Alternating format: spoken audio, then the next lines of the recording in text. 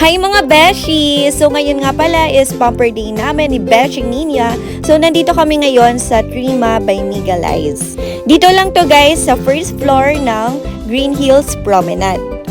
Ang papagawa natin ngayon guys is magpapakolor tayo ng hair and magpapatreatment tayo sa kanila.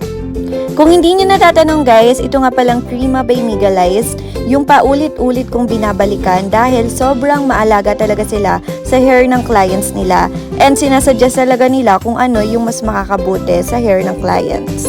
Favorite salon ko talaga to, as in highly recommended. Hi guys, kasama ko nga pala si Beshi. We're here at Trima with Sir. Pumasok na sa loob. Kung nagbabala kayo guys na magpaayos ng hair, wag na kayong magdalawang isip pa na pumunta dito sa Trima by Miguel Eyes.